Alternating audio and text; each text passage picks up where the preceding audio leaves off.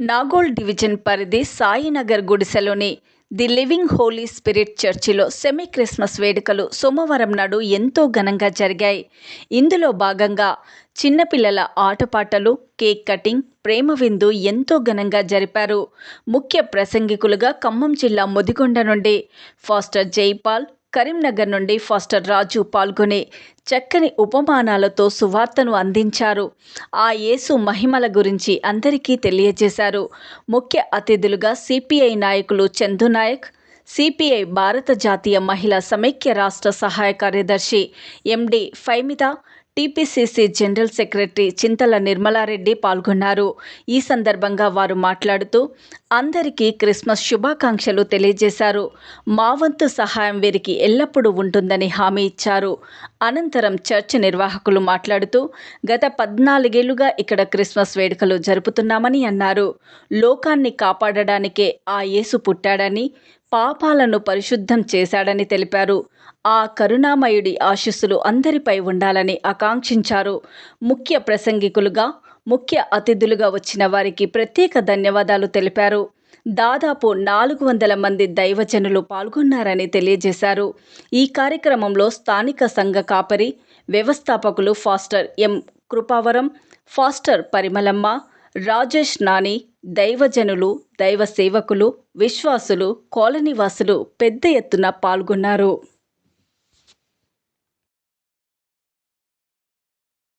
Happy Christmas. Merry Christmas.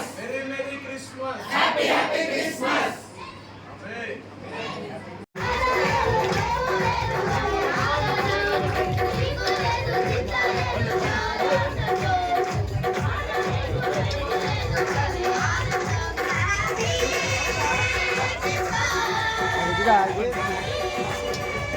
శుభాకాంక్షలు.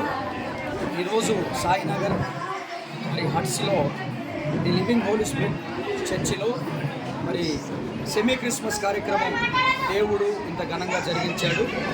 మరి ఇక్కడికి కూడి వచ్చినటువంటి అశేషమైనటువంటి విశ్వాసులు, ప్రజలు, కాలనీవాసులు, కాలనీలో ఉన్నటువంటి నాయకులు, పెద్దలు అందరూ, అలాగనే దైవజనులు, అలాగనే టీపీసీసీ జనరల్ సెక్రటరీ గారు అయినటువంటి నిర్మలా మేడం గారు కూడా మా మధ్యలోకి వచ్చారు.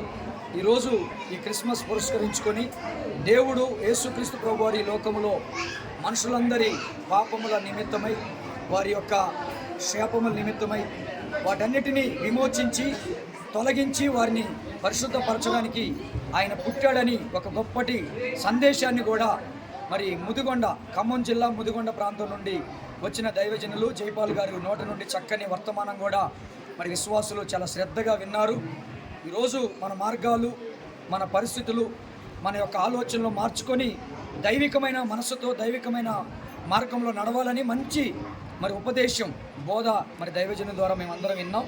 మరి చక్కగా అందరూ కూడా సంతోషించారు.